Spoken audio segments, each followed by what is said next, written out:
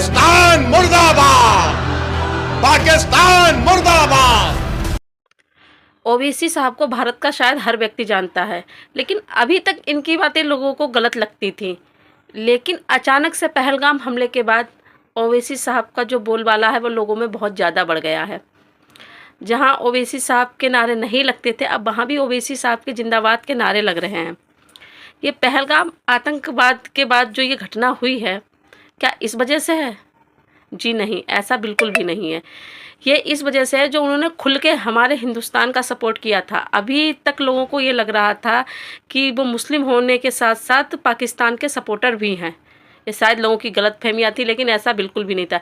इस बार जिस बेबाकी से उन्होंने कई बार पाकिस्तान को लताड़ा है, इससे साफ जाहिर हो गया है कि वो एक सच्चे हिंदुस्तानी हैं और वो हिंदुस्तान को दिल से सपोर्ट कर रहे हैं। यहाँ तक कि उनकी पूरी पार्टी हिंदुस्तान को सपोर्ट कर रही है।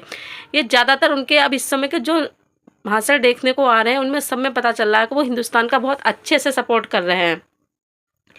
तो जो लोग उनको गलत समझते थे, अब उन लोगों के दिलों में भी उनकी अच्छी छवि जाने लगी है।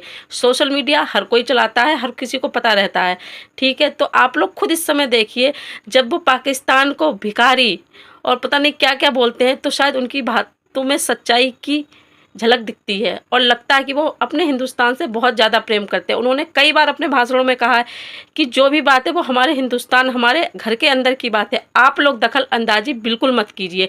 और उन्होंने ये पाकिस्तान को कई बार करारा जवाब दिया है ये पहलगाम हमले के बाद। इसके बाद जो शायद लोग ओवैसी साहब को पसंद नहीं करते थे, वो भी इस बार पसंद कर रहे हैं, उनके जिंदाबाद के नारे लगा रहे हैं। ये अचानक से हुआ है, लेकिन सही हुआ है। देश में एकता की लहर ज़रूर होनी चाहिए, जिससे कि लोगों के मन में ये जो विवाद की भावना है ये बिल्कुल ना रहें। अच्छा लग रहा है देश में ये चीज़ें देख के कि एक दूसरे को अब लोग सपोर्ट कर रहे हैं। शायद किसी ने ये गलत कारनामे से किया था हमला, लेकिन कुछ चीज़ें गलत हुई, अब चीज़ें सही दिशा में जा रही हैं। सबसे पहले हर व्यक्ति के लिए हमारा देश होना चाहिए। आप लोग सुनिए। पाकिस्तान को अब समझाने का वक्त खत्म हो चुका है। मैं बड़ी जिम्मेदारी के साथ जज्बात में लाए बगैर कह रहा हूं कि ये वक्त जवाब देने का है।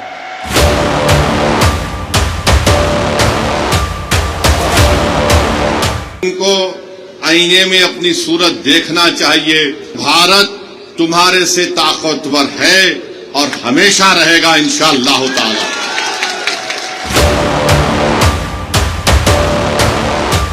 पाकिस्तान में तुम एक मलेरिया की दवा नहीं बना सकते, तुम एक मोटरसाइकिल का टायर तैयार नहीं कर सकते। भारत बहुत आगे है, भारत से पंगा मत लो।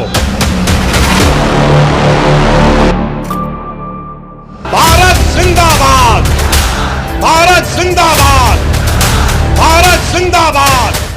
असदुद्दीन ओवैसी, वो हुंकार जिसने पाकिस्तान में बैठे आतंक के आकाओं तक ये संदेश पहुंचा दिया कि तुम मजहब के नाम पर हमारे मुल्क को बांट नहीं पाओगे। यहाँ पर थी, क्या बोलते, भेलपुरी खाली से मेरा पति साइड में था, एक इंसान आया, उसने उसको गोली मार दी। यहाँ पे उसने बोला कि ये शायद मुस्लिम नहीं है, उसने उसको गोली मार दी। याद रखिए, अगर आप किसी मुल्क के अंदर जाकर मासूम लोगों को मारेंगे तो कोई भी मुल्क खामोश नहीं बैठने वाला है। मजहब पूछकर किसी को गोली मारना है, तुम कौन से दीन की बात कर रहे हो? तुम तो खवारिज से बदतर हो, तुम तो आईसिस के जान। ये ताकतें कभी भी भारत को सुकून से रहने नहीं देंगी।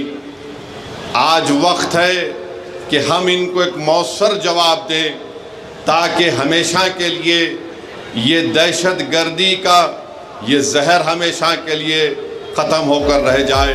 ऑल इंडिया मजलिसे इत्तेहादुल मुस्लिमीन यानी AIMIM के मुखिया असदुद्दीन ओवैसी ने हिंदुस्तान की राजनीति में एक नई लकीर खींच दी है, और वो इसलिए क्योंकि देश की राजनीति में ओवैसी मोदी के विरोध का सबसे बड़ा चेहरा माने जाते हैं। अब आप देखो ये कौन सा सेकुलरिज्म है कि कल देश के वजीर। जय हिंद, जय भारत।